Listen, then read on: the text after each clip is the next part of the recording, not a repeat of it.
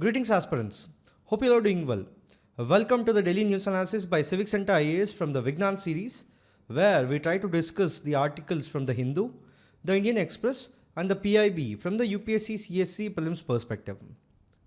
Displayed are the list of topics which we are going to talk about in today's discussion. So without any further delay, let's start. The first article says that the primary amoebic meningoencephalitis, which is a serious infection affecting the brain, has been confirmed in a 4-year-old boy in Kerala. So, what is this amoebic brain infection? See, the Naegleria fowleri, that commonly known as the brain-eating amoeba, is a single-cell organism found in warm freshwater environments such as lakes, hot springs, and poorly maintained swimming pools. Then, how does this Naegleria fowleri infect people? See, the Naegleria fowleri enters the body through the nose, usually when people are swimming. Gradually, it then travels up to the brain, where it destroys the brain tissue and causes swelling.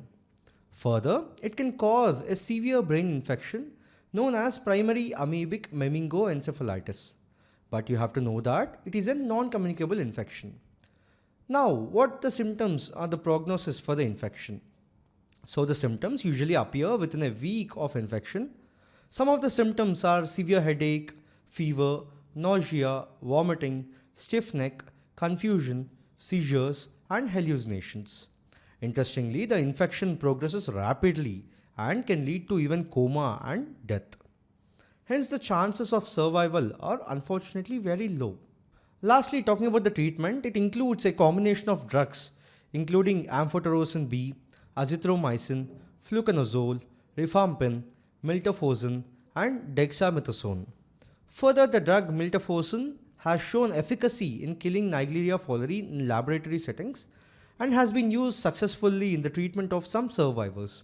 But even with the treatment, the chances of surviving this infection remain very low, with a recorded death rate of 97%.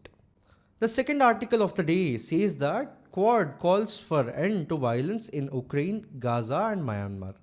In this context, let us talk about Quad and also about the Indo-Pacific Maritime Domain Awareness Initiative, also because the article mentions about it. So firstly, talking about the Quad, which is also known as the Quadrilateral Security Dialogue, is an informal strategic forum.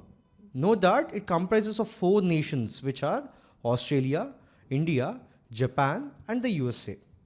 Significantly, the 4 countries share a common interest in maintaining a free and open Indo-Pacific, promoting democracy, human rights and the rule of law, and countering China's expanding influence in the region. Note that the Quad was initially formed in 2007 during an informal meeting of leaders from the Association of Southeast Asian Nations. Notably, it was Japanese Prime Minister Shinzo Abe who first proposed the idea of creating the Quad. Then how does Quad function? See, the Quad is a loose grouping rather than a formal alliance. So it does not have a decision-making body or a secretariat as such, or a formal structure like NATO or the United Nations. Further, the alliance is maintained through summits, meetings, information exchanges, and military drills. Now, let's shift our attention towards the IPMDA. As we have already talked, it stands for the Indo-Pacific Maritime Domain Awareness. So, the IPMDA initiative, which was introduced by the Quad group at the Tokyo Summit in the year 2022, aims to monitor dark shipping and create a more comprehensive and precise real-time maritime overview of partner nations' waters. Know that the dark shipping is a term used to describe a vessel operating with its automatic identification system turned off. Notably, the AIS transponder systems transmit a ship's position at sea alongside identification data and other useful information that the vessels and maritime authorities can reference.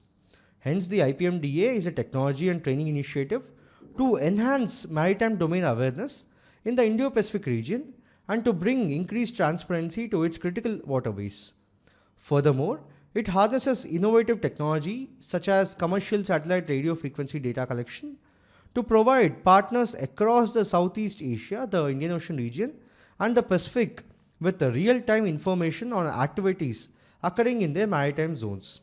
Additionally, the IPMDA also involves regional information centers helping to establish a common operating picture of the maritime domain across the Indo-Pacific region. Note that it focuses on integrating Pacific Islands, Southeast Asia, and the Indian Ocean region in the Indo-Pacific. So, the initiative is a significant endeavor aimed at enhancing the security and stability of the Indian Ocean region, which holds a central place in the global politics. You can say that this is the main objective of the mission. Further, it ensures the safety of the critical sea lines of communication and promoting cooperation among like-minded nations in the region. The next article is about our Defence Minister Shri Rajnath Singh saying that he is ready to make a statement on the Agnipath scheme. In this context, let us look at the various aspects related to the scheme. Firstly, the Agnipath scheme is a central government scheme launched in the year 2022 for the recruitment to the armed forces. Notably, it is a recruitment process for individuals below the rank of officer with the goal of deploying fitter, younger troops on the front lines, many of whom will be on the 4-year contracts. Now, what do you think is the eligibility for the scheme? See, firstly, the candidates between the age of 17.5 years to 21 years will be eligible for enrolling to the Agnipath scheme. Then the girls under the given age limit are also open for the Agnipath entry, but notably, there is no such reservation for women under this scheme. Further, the recruitment standards will remain the same and the recruitment will be done twice a year through rallies. Moving on to talk about the pay and benefits of Agniveers. If the Agniveers die on duty, their family receives a lump sum of 1 crore rupees, which includes the Seva Nidhi package also, and full pay for the period which the soldier could not serve. Additionally, in case of disability, an Agniveer can receive up to 44 lakh as compensation, depending on the percentage of disability suffered, which is attributed to or aggravated by the military service. How is the Agnipath different from the regular military service? See, firstly, unlike the soldiers in regular service, Agniveers do not draw pensions post-retirement. So, only 25% of Agniveers who are absorbed into the forces after 4 years will receive pension benefits, excluding their initial 4 years of service. Further, this scheme aims to reduce the armed forces' permanent force levels and significantly cut the defense pension bill, which is a long-standing concern for governments. The next article says that the Defence Acquisition Council, which is chaired by the Defence Minister Shri Rajnath Singh, has viewed and approved amendments to the deal for procuring 31 MQ-9B high-altitude long-endurance unmanned aerial vehicles from the General Atomics of the US. Additionally, the Defence Acquisition Council also gave approval to a proposal regarding the scheduled refit of aircraft carrier INS Vikramaditya later this year. In this context, let us talk about the Defence Acquisition Council, in short called the DAC, and then also about the drone in brief. So firstly, talking about the DAC, it is the highest decision-making body in the Defence Ministry. Know that it is for deciding on new policies and capital acquisitions for the 3 services, which are the Army, the Navy and the Air Force, and also the Indian Coast Guard. Notably, the Minister of Defence is the chairman of the council. It was formed after the group of ministers' recommendations on reforming the national security system in 2001, post-Kargil War in the year 1999. Now, moving on to talk about the MQ-9B. The MQ-9B Predator drone is an unmanned aerial vehicle, and MQ-9B Sea Guardian is a maritime-focused version of the Sky Guardian remotely piloted aircraft system. Know that the MQ-9B drones are also called as Predators, and they are high-altitude long-endurance drones that can fly over 40 hours using a satellite. Significantly, they can be used for offensive missions, reconnaissance, surveillance, and intelligence operations. The next article says that the Project Tiger would displace at least 5.5 lakh scheduled tribes and other forest dwellers, according to a report released by the New Delhi-based rights group on Global Tiger Day. In this context, let us talk about Project Tiger, the significance of tiger, and its conservation status. So, what is Project Tiger? See, it is the Tiger Conservation Program launched in the year 1973 by the Government of India and is administered by the National Tiger Conservation Authority. Note that it is a centrally sponsored scheme under the Ministry of Environment, Forest and Climate Change. So, it was first launched at the Jim Corbett National Park and focuses on the conservation of big cats and ensures the prevention of their natural habitat, as tigers are at the top of the food chain. Now, why is tiger so significant? Firstly, it is a top predator and is at the apex of the food chain. Then, the presence of the tigers in the forest is an indicator of the well-being of the ecosystem. Thirdly, tigers are both a flagship and umbrella species. Hence, as a flagship species, they are important for conservation, and as umbrella species, conservation of tigers leads to conservation of other species. Now, talking about the conservation status of the tiger, as per the IUCN Red List, it is endangered. Further, it is placed under the Schedule 1 of the Wildlife Protection Act of 1972. Lastly, it is under Appendix 1 of the CITES. Significantly, this project has been successful in increasing the population of the tigers, increasing the numbers from 1200 to around 5000. Notably, the recent additions to this project are Ratapani Tiger Reserve of Madhya Pradesh, Sunabeda Tiger Reserve of Odisha, and Guru Ghasidas of Chhattisgarh. Further, the Ministry of Environment, Forest and Climate Change announced the merger of the two flagship programs, Project Tiger and Project Elephant, as Project Tiger and Elephant. The next article is in the context of the report on the currency and finance for the year 2023-24, which was released by RBI. It said that the digitalization induced changes in the behavior of the consumers and financial intermediaries can have implications for the monetary policy. So the report said that while digitalization improves accessibility and convenience of financial services, it can expose consumers to impulsive spending, herd behavior, and data breaches. Further, the report also said that the digitalization can provide a strong boost to India's external trade in goods and services, given the country's relative comparative advantage in modern service exports, which are not conditional upon the geographical proximity of the trading partners. Also, the digitalization in international payment systems has potential to reduce the cost of receiving remittances, thereby leading to higher remittances and income or savings for the recipients.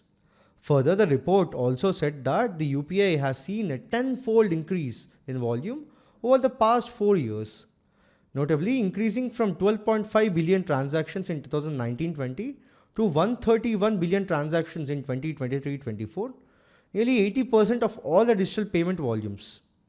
You have to also know that earlier this month, the RBI joined Project Nexus, which is a multilateral international initiative to enable instant cross-border retail payments by interlinking domestic fast payment system. Some of the other reports given by RBI are Digital Payments Index and Financial Stability Index. Now, briefly touching upon the project, see the Project Nexus is conceptualized by the Innovation Hub of the Bank for International Settlements. It seeks to enhance cross-border payments by connecting multiple domestic instant payment systems globally.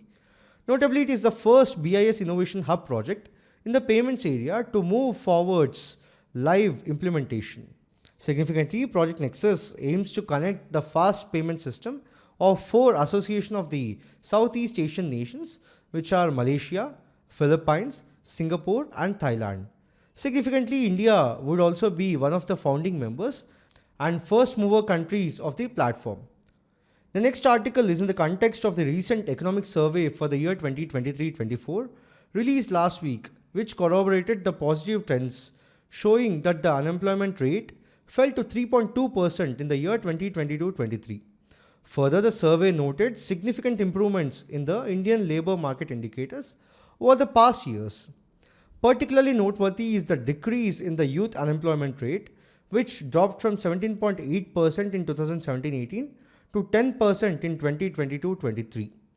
Additionally, this decline has been accompanied by an increase in both the labour force participation rate and also the worker to population ratio. Now, what is unemployment? See, unemployment refers to the condition where individuals capable of working are actively seeking employment but are unable to secure suitable jobs. Basically, an unemployed person is someone whose working age, jobless, able and available to work, and actively looking for a job. Hence, the unemployment rate can be calculated by number of unemployed workers divided by total labor force into 100. The next article says that the Punjab government has returned to the centre, expressing the willingness to implement the PM Schools for Rising India scheme in short called the PM-SHRI scheme, days after the Union Education Ministry stopped funds under the Samagra Shiksha Abhiyan to the state. In this context, let us talk about the PM Schools for Rising India in short called the PM-SHRI scheme. So the PM-SHRI school scheme is a centrally sponsored initiative by the Government of India. It is aimed at developing 14,500 PM-SHRI schools. Know that these schools will be managed by various government bodies including the central government, state or UT governments, local bodies, Kendriya Vidyalaya Sangathan and Navodaya Vidyalaya Samiti. Significantly, the scheme's primary objective is to create inclusive, welcoming and stimulating learning environments with good physical infrastructure and appropriate resources for all students. Further, it is aligned with the National Education Policy of 2020 and it aims to nurture students into engaged, productive and contributing citizens. Interestingly, PM-SHRI schools will emphasize holistic development, integrating experiential, play or toy-based learning and competency-based assessments. Hence, they will focus on cognitive development, 21st century skills and a variety of learning experiences. Additionally, the initiative aims to enhance the facilities like labs, libraries, art rooms and green infrastructure, promoting water conservation, water recycling and energy efficiency. If we have to talk about the implementation, see the scheme will be implemented over 5 years from the year 2022-23 to 2026-27 through the existing administrative structures of Samagra Shiksha, KYS and NVS. Significantly, it will directly benefit over 2 million students and serve as a model for schooling up the best practices in school education across the country. Looking at the financial structure, the central government will cover 60% of the implementation cost, with the states or the UTs bearing 40%. Furthermore, in some regions like the Himachal Pradesh, Uttarakhand, Jammu and Kashmir and the Northeast, the central government is going to contribute up to 90%. The last article of the day is in the context of the Honorable Chief Justice of India's special message to citizens, lawyers, advocates on record about the Special Lok Adalat 2024 to commemorate 75 years of Supreme Court of India. So let us talk about Lok Adalats. See, the Lok Adalats, which are organized by the NALSA and other security services institutions, is an alternative dispute resolution mechanism where the disputes pending in the court or at the pre-litigation stage are settled amicably. Notably, it holds statutory status under the Legal Services Authorities Act of 1987. Further, know that the decisions made by Lok Adalats are final, binding and equivalent to civil court decrees with no appeals allowed. If we have to talk about the features, firstly, there is no fees payable for the cases filed in Lok Adalat and the court fee for the cases referred and settled are refunded. Secondly, the members act as conciliators, assisting parties to reach a settlement without judicial power. Lastly, the Lok Adalat can handle any case pending in court or disputes likely to be filed in court except for non-compoundable offences and divorce matters. Then, talking about its jurisdiction, according to the Section 18 Clause 1 of the Act, Lok Adalats can resolve the cases pending before any court and they can resolve the disputes which are not yet filed in any court but likely to be filed. Then talking about the referral process, so the cases can be referred to Lok Adalat or the pending cases directly from the court and the pre-litigation disputes by the application to state or district legal service authority which issues notices to other parties. Then know that there are 4 levels with respect to the composition. At the state authority level, there are benches with a sitting or retired High Court judge and members from the legal profession or social workers. Secondly, the High Court level, which has a similar composition to the state level.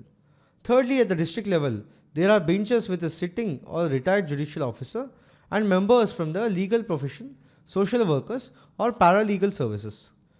Lastly, the taluk level, which is similar to the district level and preferably including a woman. Moving on to the types of Lok Adalats, there are mainly 2 types. The National Lok Adalat, which is held regularly at all courts levels, which disposes of numerous cases on specific subjects. Then, the Permanent Lok Adalat, which is a permanent body for the pre-litigation conciliation and settlement of the public utility services disputes. Notably, it has the authority to decide disputes if no settlement is reached, with awards being final and binding. So we have discussed 9 articles for today from the Hindu and the Indian Express from the UPSC CSA prelims perspective. We'll be back again tomorrow with another video. Thank you.